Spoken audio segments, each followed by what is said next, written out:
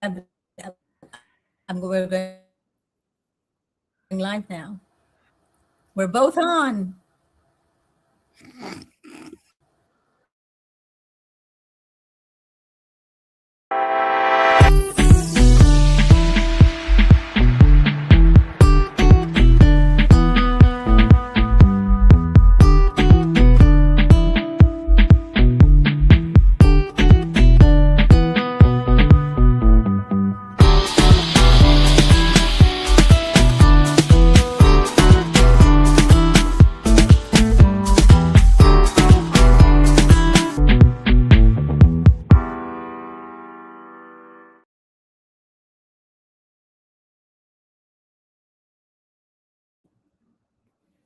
Welcome, everybody.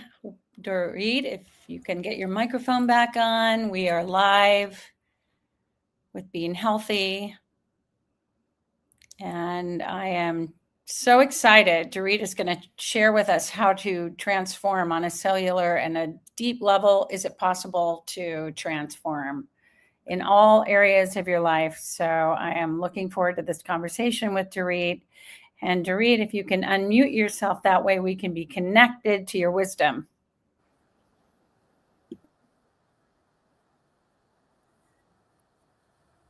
So, Lisa, hi. Can you hear me? I can. Yay. Yes. Miracle of miracles. Thank you for your patience. So, welcome to the interesting issue we're having with this live stream today. We're going to be looking at transformations. What's the point of transformation? Why transformations? And are they sustainable? And is it possible? On this California Fruit Festival, we're going to be highlighting some interesting and very, truly, almost unbelievable transformations. I'm putting some on the stage right now so you can see. Here is somebody who we're going to be actually highlighting her story of transformation. She'll be telling us exactly what happened, how it happened, why it happened, and where she is now. So she went from being really sick and extremely miserable to an extremely vibrant mother now who actually birthed her own child, which was not possible. That I mean, the amount of transformative stories she has to tell, it's really worth coming to the California Fruit Festival to see that. Then we have another transformative story, which is truly remarkable in every way, shape, or form. And this is Bobby Smith. When you hear his story, it's going to blow you away. And you're going to be wondering why it is that mainstream media is not featuring him at all. And what do they feature, and why it is that when somebody makes such a absolutely dramatic transformation, they're not featured just because he did it in the most natural and fruitful way possible. So these are some of the people who you will be seeing. And what I'd like to do now is to give you also the list of the presenters we're going to be having. First of all, to show the incredible work of transformation, we're going to be having a panel speaking about fruit phobia. Huge problem, fruit phobia. I call it fruit phobia because I'm sick and tired of hearing all these people who are really fruit phobic and they don't want to listen to science. Well, you're going to be hearing science on the California Fruit Festival this Sunday. First with Dr. Doug Graham. He will be actually in charge of the fruit phobia panel. Dr. Karen Dina and her husband, Dr. Peter Dina, will also be on there, and they will be taking this apart. They'll be looking at every single myth.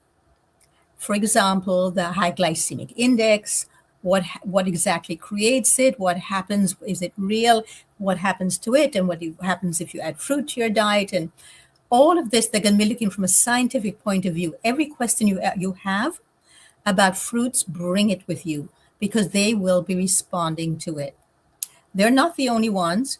We have people who have had diabetes. Yes, diabetes. and turned to fruit only to clean out their bodies, and ended up with absolutely nothing to do with diabetes to show at all. So, this is going to be this Sunday, the California Fruit Festival, from 10 a.m. California time to 2 p.m. California time. Pete, hello. Welcome aboard. I'm going to actually ask you to come on and tell us your own story. Did you ever have any kind of transformation using fruit which really surprised you? If you can hear me, go right ahead and speak, please, Pete. I see that the screen is frozen right now, but I'm hoping that he will be able to tell us because he went through quite a transformation himself. And Lisa, I'm going to come to you in the meantime because can you tell us any transformation that you have been through and what it took from you, and were you surprised? I would probably put me in your fruit phobia. Now, I've always loved fruit. Ever since I was a little child, I've always loved fruit. It's been a consistent theme. As I got older, I fell into the trap about, oh, there's a lot of sugar in it. And I started limiting my fruit intake. And I did the fruit challenge with you. And it significantly changed my perspective. My body really responded to it. There was definitely some, some challenges, of course. Anytime you shift out of what you've been doing and you try something new, you're going to have a response. Your body is going to be releasing things that don't serve you anymore.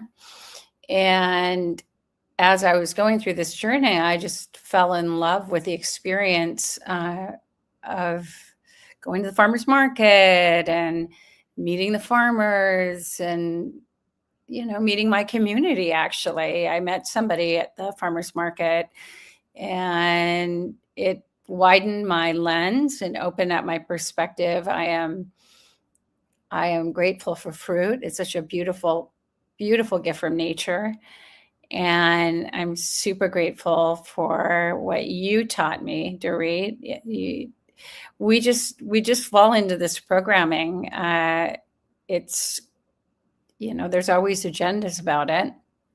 And it's a challenge if we awaken and we become aware of our own system and our own power. And so I was at your fruit festival last year, and that was just very interesting. All the people who had shifted from, unhealthy diets, and it's not just diets, it's your mindset, it's your life, it's your movement, it's all of those things. It's interesting how like one little change in your life, shifting what you eat, even embracing more fruits. Just start with that. I don't think people have to be so extreme because sometimes that sets people up for failure. I think just stay open to the idea that they're here for a reason. They're here to hydrate you. They're here to nourish you. And we're intentionally a part of a living system on Earth. So, connecting with that on our deepest level is the best way to really harness the opportunity we have on Earth to grow and to live and to heal. You know what I find really interesting, Lisa, is that all children gravitate to fruit. I know of no child that doesn't gravitate to fruit. And yet, that is the thing that we take away from them. See, I was really committed as a child to eating what I wanted to eat. So, fortunately for me, I grew up in a fruit-centric family, and I would only eat fruit. And that alarmed them, thought I would be sick. So, I'm going to ask Pete to come on in. Were you at any point deluded about fruit, or were you, Pete, part of the fruit phobic community? You need to mute yourself, Yeah, unmute yourself first. sure. Yeah, I didn't. I got the gist of what you were saying. I was probably one of the one who had a phobia of fruits. And that, when we say phobia, it's just in terms of it wasn't really in my reality. I would say, really, in terms of when we look at our parents and our programs, we have, very conditioned to kind of believe we're giving our children the best we can, but fruits hasn't been educated in the system with parents, schools, or anything like that. So you can see even that other countries, it's really interesting. They get abundance of fruits, and they're eating the processed food. So we got caught up in the Western spell, haven't we? Really, Western spell, whatever we want to call it, but we've been caught up in a very sort of, whether it's commercial, making money from us in many different ways. So I was one of them. I really didn't have any real awareness of fruits, honestly, in terms of the nutritional value to what I am aware of now, till I was on this journey, to be honest. I'd have the odd bananas and things, but and the odd apple, but never knew the immense nutritional value in fruits, and especially when you get good ripe fruits. So yes, I when you say a phobia, it's really interesting, and I have met lots of people you could say come under that category, their phobia of fruits, and on a level, I think subconsciously we all know. Basically, we all know. We're all very aware. It's just the level of conscious awareness we have to be more aware of our subconscious or our patterns, our programs, So I would say on a level, we all know we're going to go through a detox. We all know we're going to have to face aspects of ourselves we don't really truly want to. So that's where I would go with it, on another level. But yeah, I was one of them and phobia type people. And when I look back, very into the stimulants of the sugars, the salts, the cooked food, and the dairy, all that. I'd say madness, really, in comparison to fruits. And we were just saying the other day, we were looking at some of these seeds, and it's just, I could imagine a world that there are fruits everywhere, because like one soursop has about 100 seeds, and you look at the cucumbers, maybe much more than that. And it's just like we would have been planting, and there would have been trees everywhere. So it's really amazing tuning into that reality that everyone should be planting these seeds. Here I am seeding many seeds. I have to stop myself because I'll be giving them away. Avocados, soursop plants, cucumber, and courgette. There's many. So yeah, I wasn't really aware of fruits at all.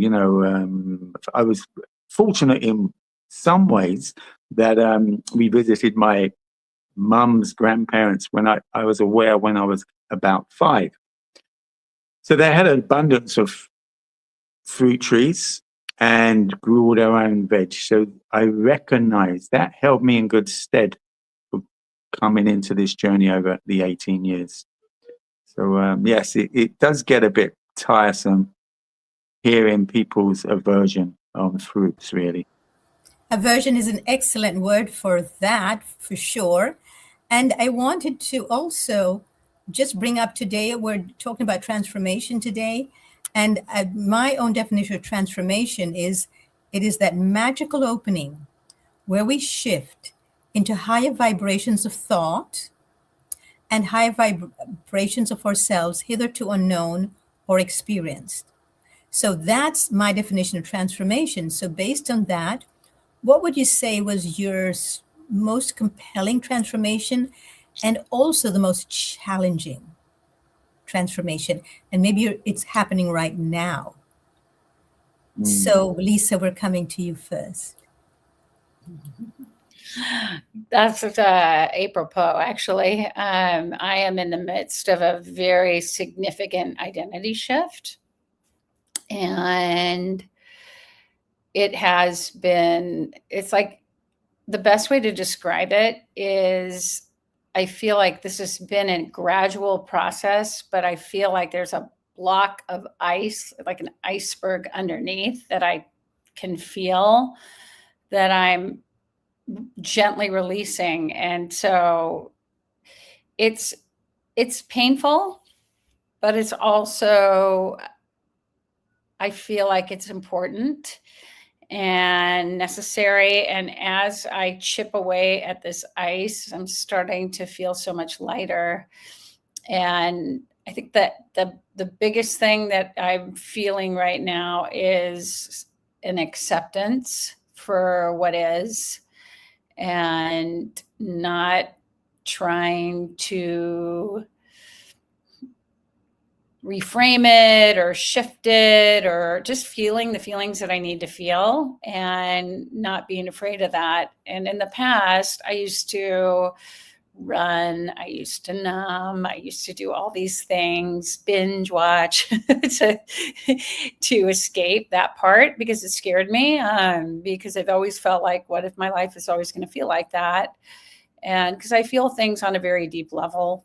In general, I feel a lot of joy, but I also feel a lot of sadness. I kind of have both, which is how I'm wired. And so it's been it's like really, like, I feel like a snake that's been shedding my skin. And I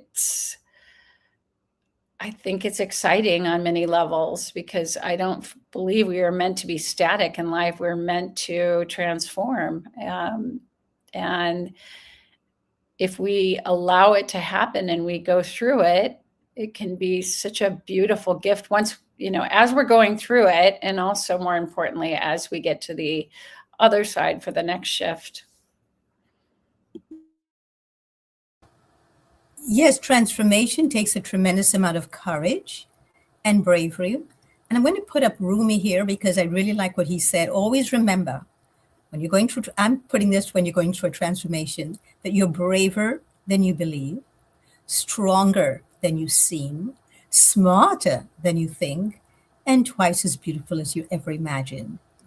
And I actually say this too about the transformation, the transformative process, that in order for you to really absorb it and really surrender to it, because it's a surrender, always you have to actually challenge yourself and your thoughts about yourself to remember that you are braver than you believe, that you're stronger than you seem or you're witnessed with yourself so far, and you're smarter than you think.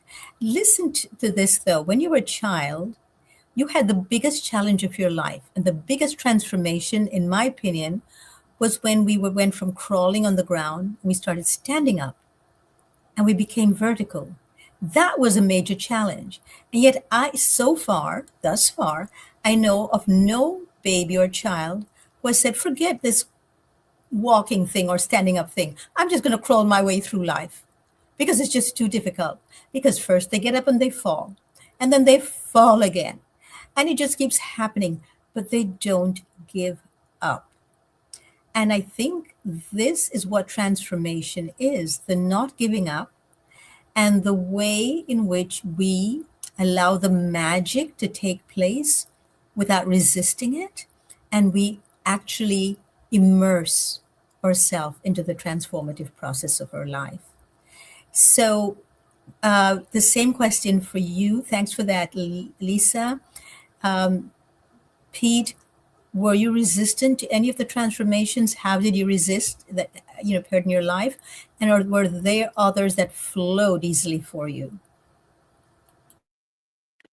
Well, I would say up to 19 years ago, looking back in retrospect, I was resisting all the time, and just so in an identity really from, I'm going to call it the old paradigm Pete, in terms of just whatever my belief system was, whatever my program was, just very rigid in that, and a very man gonna make it work, and martyrism kind of theme.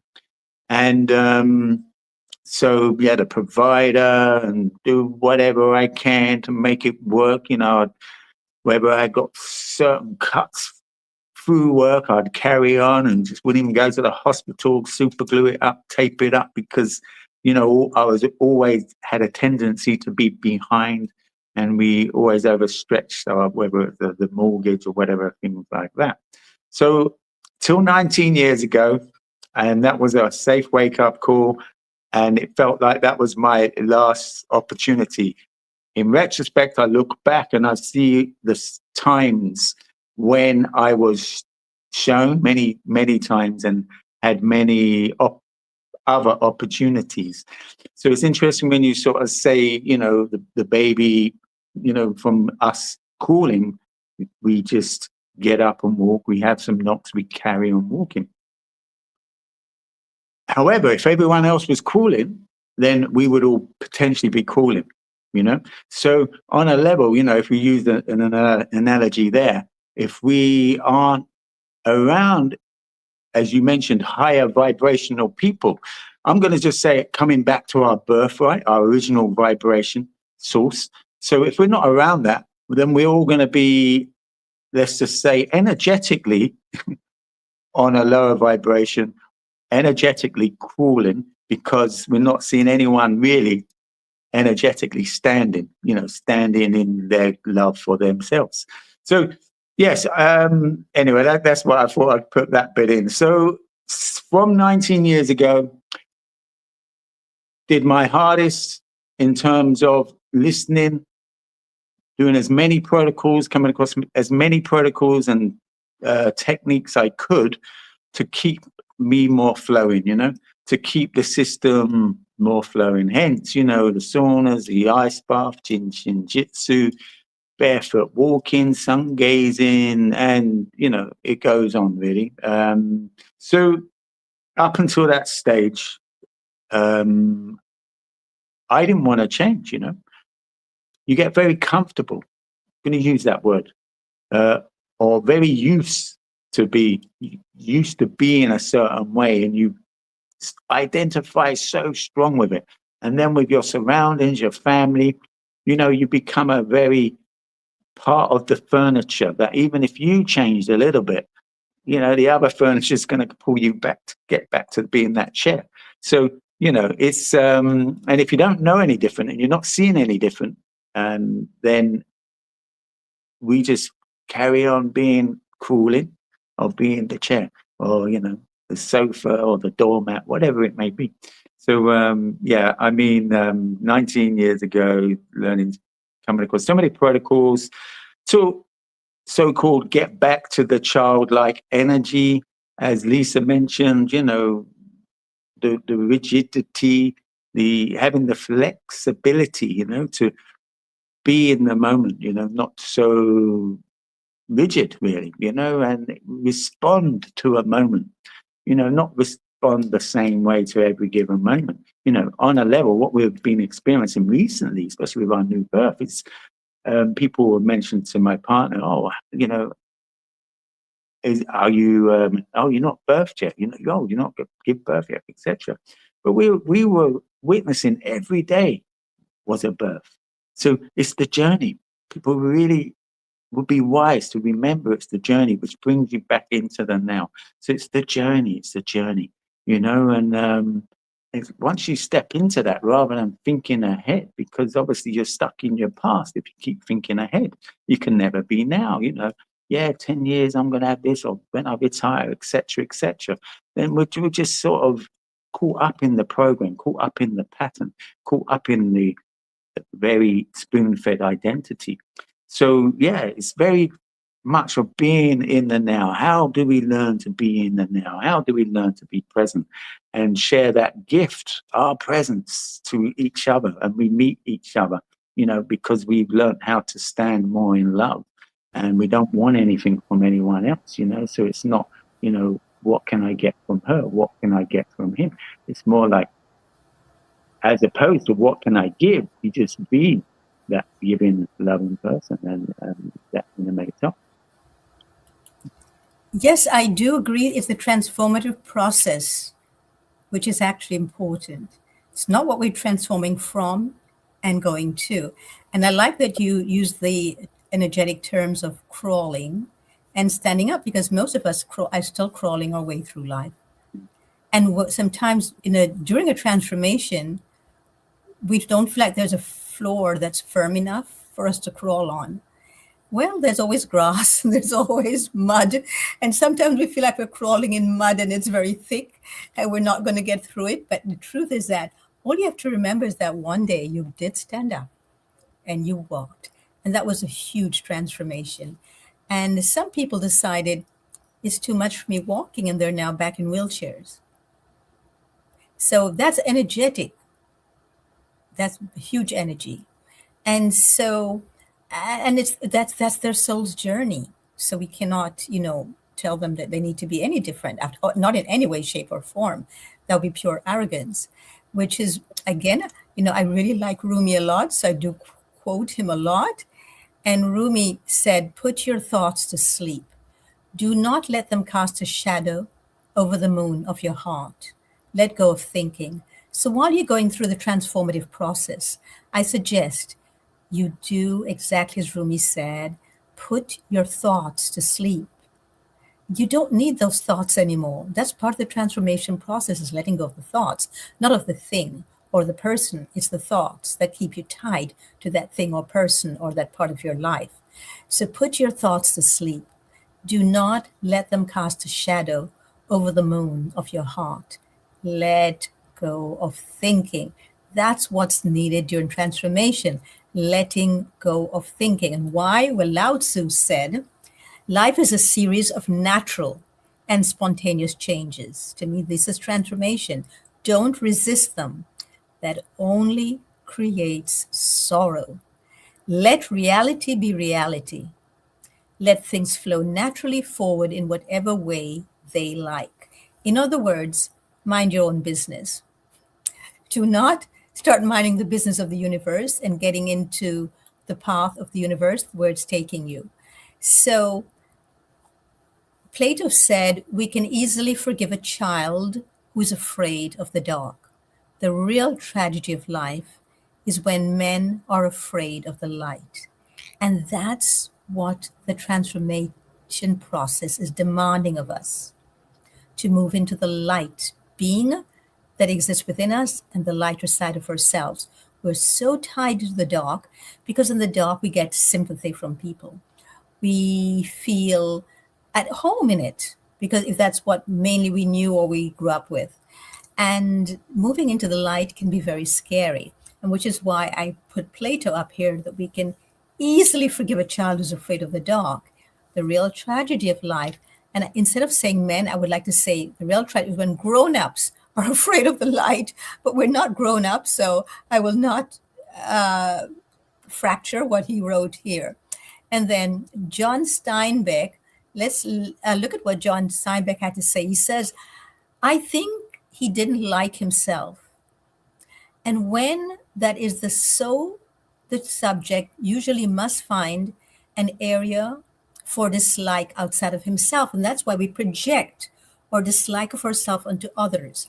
And we project onto others personality traits and also reasoning and ways of being in the world that is not true for them, but it was true for us. So we project that onto them, which is why I never get insulted by people, because what I'm listening to is their own projections of themselves. And I'm so clear on that it has nothing to do with me, and they're talking about themselves. And I'm thinking, whoa, this person has revealed themselves. Didn't see that about them before. And it has helped me so much. That's one of the biggest transformations I made in my life, is not to take things personally. But as a child, interestingly, I didn't as a child. It's when I grew up and I started working in society and doing what society wanted, that I started taking things personally. And the biggest transformation for me was to let go of anything that somebody said about me or to me, because I realized they were talking about themselves. Had nothing whatsoever to do with me, nor I with it. So I'm going to suggest to you all to start, listening to your instinct. And what exactly is instinct? According to Alexander Bain, instinct is untaught ability. Because it's our instinct, and what Pete said before, if you have people around you walking, then a child will walk. But I would have been one of those children who would still have stood up anyway, because that instinctively, that's who I am. So I would have stood up and I would have discovered walking on my own. But I agree with him that that is the main reason why most children and babies end up walking. But I see cats also standing up and walking on their own by themselves, because we are the ones doing it. And so they are imitating us. And so Pete said, I totally agree. But I really grew up honoring my instinct. And only when I became an adult did I stop doing that. And that's when I got into serious trouble. And instinct is simply untaught ability. Anything you were taught is taken away from your instinct. And I do really honor my instinct. And A.C. Benson said, I believe in instinct, not reason. I've never been reasonable, ever. I've always gone by my instinct only. So when reason is right, 9 times out of 10, it is impotent. And when it prevails, 9 times out of 10, it is incorrect. He said wrong. I used the word incorrect. Because it's not instinctive for you to feel or think a certain way. And of course, I so like what Lord Byron said. He said, there is no instinct like that of the heart. When you live from your heart, you'll find your true instinct. And then we have to look at all of the problems and the issues around transformation that keep us not focused on the transformative process, but on the getting there. And that's because we have been fed a whole pile of lies, and we've discovered there are a lot of secrets that were kept from us.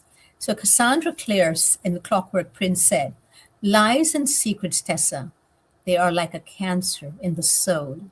They eat away what is good and leave only destruction behind. So if you want to transform something, anything, I suggest that you first transform any secrets about yourself or any lies that you've told yourself about yourself, bring them into the full light of day, question them, challenge them, and start. And if they're not part of your instinct, they're not instinctual, and anything that's a lie is not instinctual. It's not instinctual to lie. It isn't. Instinct actually is about telling the truth. And so I challenge you to do that with yourself. If you're looking to transform anything, transform the thoughts about yourself, because we project it onto others and we project it onto everything else in our lives. And I'm going to put up another quote here. And above all, watch with glittering eyes the whole world around you, because the greatest secrets are always hidden in the most unlikely places. Those who don't believe in magic will never find it, which is why when I work with clients and they're going through the transformative process with me, I tell them they must at some point go into the forest and be with the trees and the magic that is in the forest.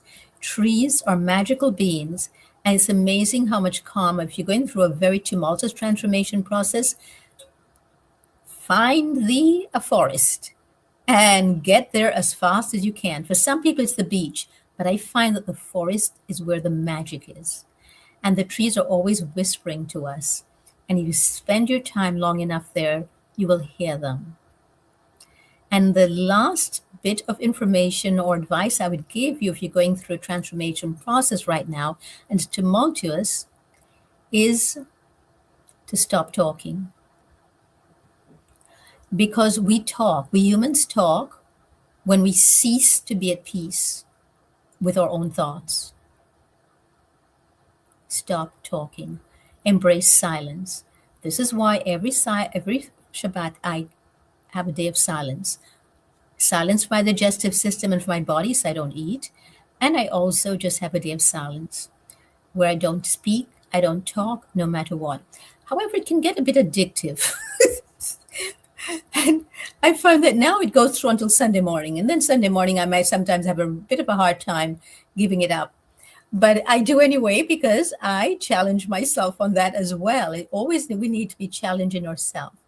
So some people, when they're going through transformative process, a lot of anger comes up. Do you find that that is true for you, Lisa? Were you in my head again? Yes, it's interesting, especially over the last few days. I've had a lot of anger come up, and it's been interesting to really have it come up to the degree that it is.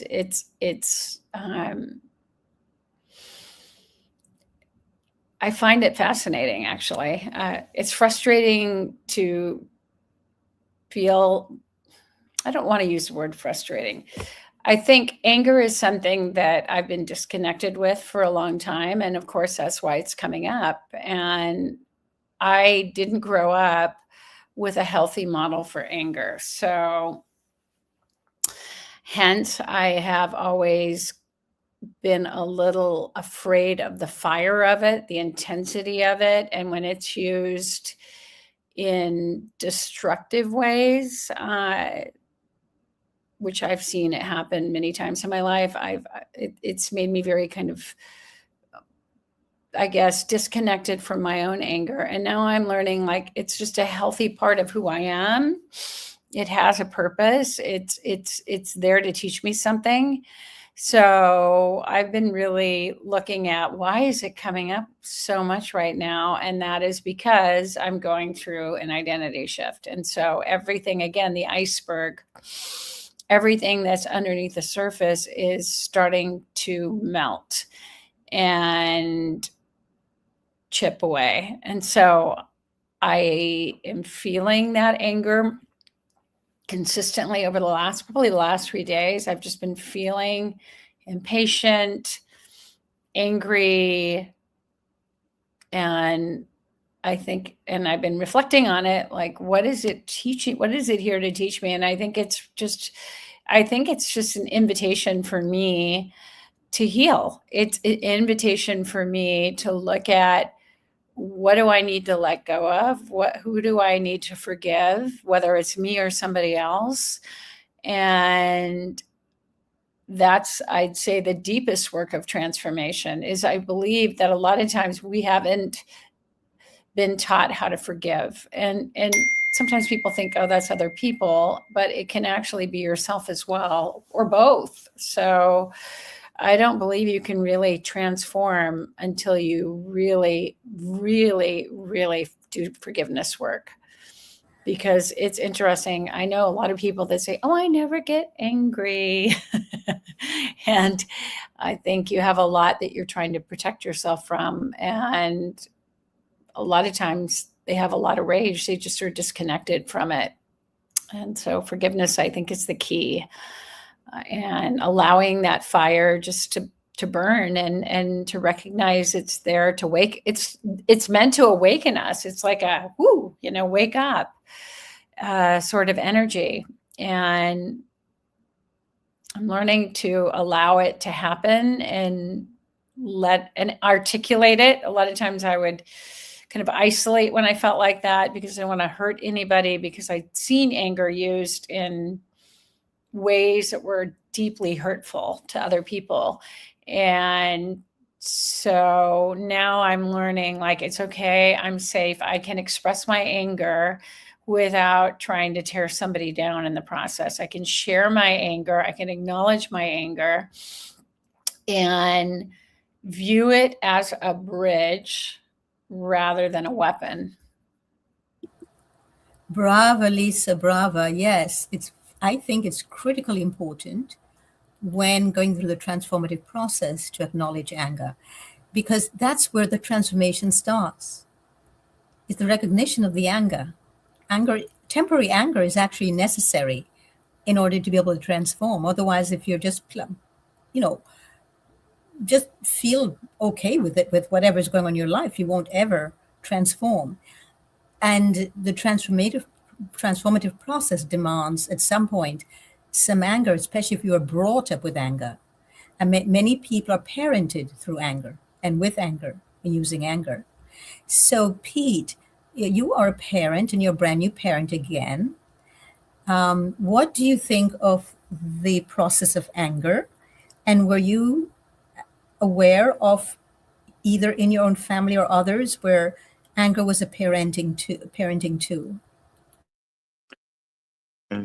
Oh, as a child, youngest of six. So let's just say, like Lisa, I think a lot of people I realize, or the people I know, haven't had a positive role model for expressing anger. You know, it's energy's energy at the end of the day. So yeah, I would just see birth.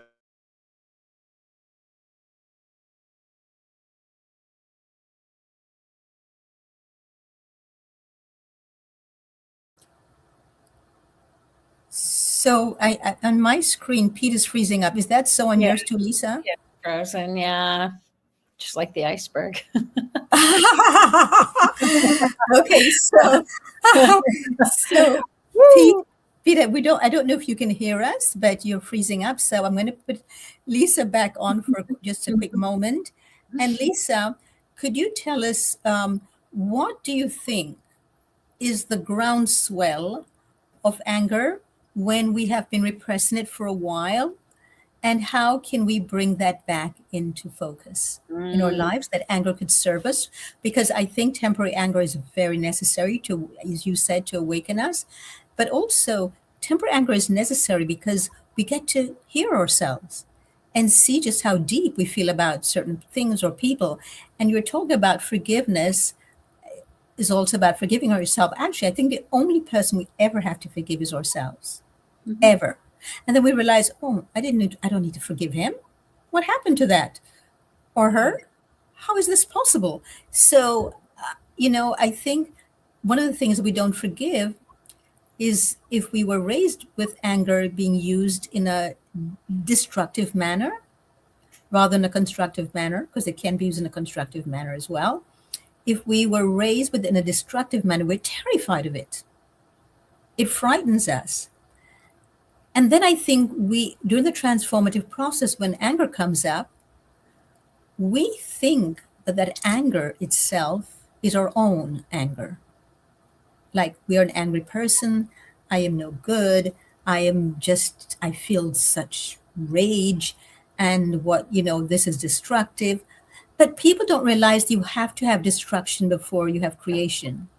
So anger will come up in the transformative process because something in you has to be destroyed in order for the creative and most actually transformative part of yourself to take part in your own life. And so part of living means you have to deal with the recesses of yourself that you've never dealt with before and to forgive yourself for having been a child who accepted that anger was the process by which you were being raised, and forgive yourself for disliking your parents or your family as a result of it. That's the only forgiveness we really need. Is forgiving ourselves for being part of the anger process in our family that we did. But a child doesn't know how to walk out and say, "I will have none of this in this house." I'm locking you all out. And then when you come back in, you learn to know how to treat me when you come back in. I'll let you all back into the house when we don't know as children how to do that. And this is why I say during the transformative process, temporary anger is necessary. And we need to forgive the fact that as children, we literally were powerless. And I think that's what we don't forgive. We don't forgive the feeling of powerlessness. And in anger, that's what we feel. We feel powerless and we want to quit.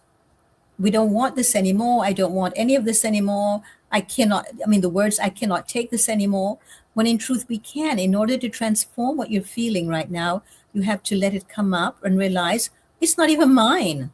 I'm going to give this away and I am going to forgive myself for having claimed it in the first place. How do you feel about that? Anger being instructive. It is. I love what you just said, that it's a lot of times it's really about forgiving ourselves, even if we think it's quote unquote the other person. And that powerlessness that you feel when you grow up in an angry household, which, to a degree I experienced, it it's interesting because I've really noticed that the people that I am connected to, a lot of times, if they were raised in an angry household, and of course, because of my experience, I've attracted a lot of people that have had that kind of upbringing. And I've watched it go one of two ways. One is stuffing it down and running from it and hiding from it. The other is just taking it out on the world around them. The anger just goes from 0 to 100. And either way, it's very unhealthy. I know I'm certain that that's the root cause for a lot of illness. So I think the important part of being a functioning, healthy human is to really learn how to harness anger in a way that does what it is supposed to do, which you're right, destroy in order to create. But I believe you can use it in a healthy way.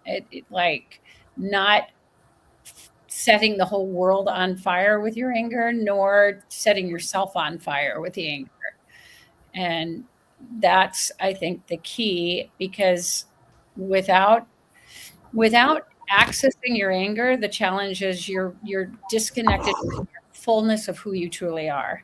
So it's really important to allow every one of your emotions to come up, to look at it, to move forward, and not get hung up in, oh, this is a bad emotion or this is a good emotion. They're just emotions. And I think that's the beauty of life, is when you can allow the things that you used to be afraid of, and all those quotes you gave were so beautiful, by the way, and learn that they can light us up in such meaningful ways. Yeah, and eventually, if we are, when we become friends with the anger and we forgive ourselves for feeling angry, because that's another thing. Most people do not forgive themselves for feeling angry, especially if the anger is then towards a person in their life that they want in their life, but they don't want in their life because they're angry with that person, and it goes back and forth. Just forgive yourself for being so uncommitted to the initial anger in the first place, and write it out. Just write it out. Do not throw it back at anybody else. And like you said, do not also set yourself on fire with it, but just sit with it and talk to it, like literally talk to it and ask, what are you here to help me transform? Because it is part of the transformation process if it's temporary. Anger that's permanent can really be a real problem for us. We can become bitter and even destructive with it. And I see that Pete is back on the screen. So hi, Pete. We're talking about the transformative power of anger. Hi, yes, internet problems. I think maybe a storm's on the way. Yeah, so carrying on from what I was saying, I realized very unhealthy ways of expressing anger. So I was very repressed child, and traumatized child, should I say. And like I say, revisited many of them, and especially many of them traumas, especially over the last 19 years, when I really chose to be more accountable, more going deeper, recognizing what is compromising me, and learn healthy ways, more healthy ways of channeling certain energy. I became a very workaholic, so I'll be channeling a lot of energy into that area. And creative, very good with my hands, love doing things with my hands. So there's many different ways of, moving with that energy. Again, like pain, it's just what we have associated it with, what we see, what we've been fed through the movies, through music. And so we can shift that, we can change that, and healthy boundaries. So, anger, it's been so bastardized, really. So, energy is energy. So it's a form of energy, proactive, being proactive, being, we could use forceful, but it's not, just being proactive, very strong in your essence, in your presence, if needed. And so healthy boundaries, I'm going to say, and being more in the now, every day, different day, new day, does bring up new things, should I say. And then when you mentioned about going back a bit, you mentioned about intuition. It's great that you had instincts, great intuition. Pete, I'm going to stop you for a moment because there's a noise coming. Oh, it stopped. The noise has stopped. Okay, go ahead. Okay, yeah. So I knew my instincts till about 16, but after burying my head for so many years, I had lost it. So if I hadn't revisited 19 years ago, I would have never known I had that instinct. And it was very stubborn in a way, a bit like you were saying, Doreet. But still, youngest of 6, so it wasn't really able to shine too much. It got very beaten down, browbeaten down in many different ways. So it's joyful looking back, and seeing, that's when that happened, and having them experiences. So I'm able to share, able to relate to people on many different levels, whether it's they've had certain trauma, certain abuse, certain beatings, whatever it may be. And of course, there's love and affection in them areas as well. So I've had to relearn so many things, and then I had my boys when I was 19, nearly 40 now, I'm 39. And my method was 3 warnings and they get a smack. As far as I'm concerned, it's a form of abuse, my daughter is 24, never got smacked once, beautiful that I had shifted, become more aware, and my daughter's mum just had never been smacked in her mouth in her life as well. So it was great meeting someone was a reflection of me at the time. And so we implemented that. So, the whole smacking idea, what are we teaching? To me, 3 warnings was so much more superior than what I got. I wouldn't even get a warning, really. And if it wasn't by an adult, it might be about, bullied by other people. So, I'm not playing victim because I have a smile on my face. And it's unfortunate that other people are traumatized as well, and just passing down the abuse they've had. And it's great what you said earlier, that you really get to see people reveal themselves, in terms of what they project onto you. It's like, wow, amazing. So I loved what you said, Dory. Actually, all the phrases you brought up were beautiful.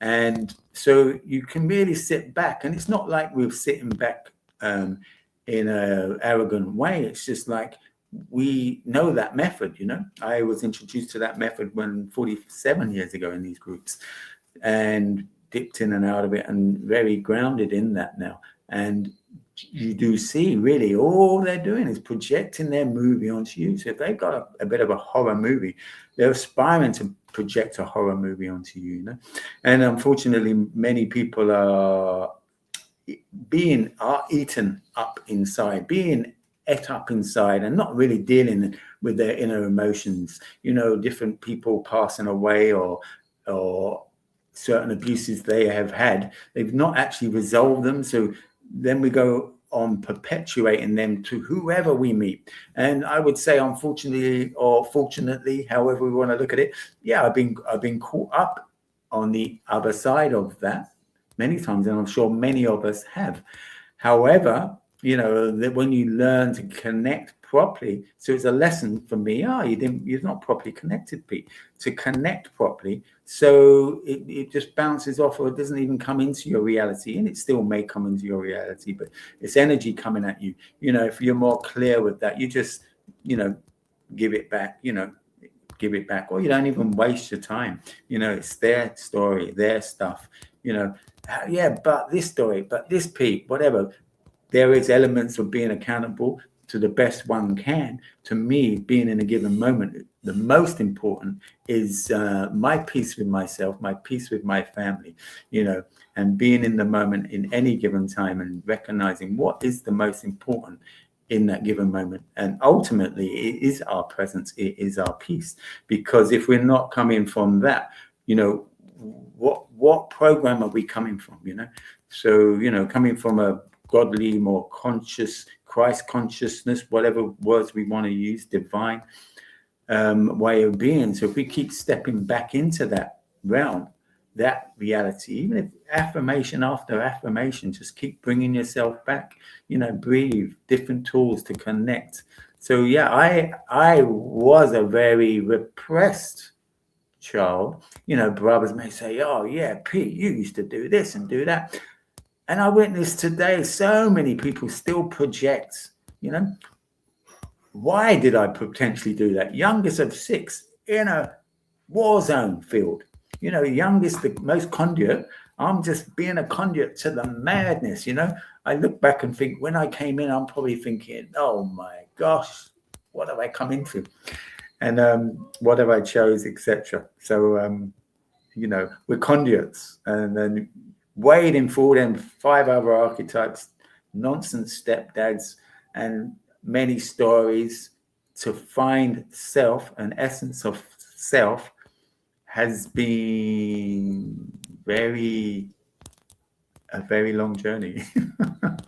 Thank you so much for that. Thanks very much, Pete. I actually want to speak now about the possibilities of transforming ourselves through diet. We have different diets, language, music, everything we hear, think, say, and do is part of our diets, but through the actual nutritional diet. And most of us, I think it's very hard for us to do anything as transformative because our bodies, our cells are programmed for that, but it doesn't have the nutrition value that it needs to support that. So very often transformation can be really difficult because of the nutrition that is actually missing in our bodies that will support us and nourish us and nurture us. That is exactly the time when we need that most, which brings me back to the reason why I am putting on this Sunday the California Fruit Festival, because as Herb has said on here at times, the difference for him when he switched over to fruit and how lighter and how different his life was. And we have these stories that people will be telling on Sunday of their transformation journey just by including fruits in their diet and as the mainstay of their diet. People who you would never think would be able to do that, raging alcoholics, people who were in trouble with the law, all this stuff, they're going to. So first you saw Anasia, I just had her on, and this is Bobby, who will be on Sunday, telling about their incredible journey. And you'll see their before and after photos as well, which is quite dramatic. And this is a transformation using food and how their lives, everything in their lives was transformed as a result of just changing their diet.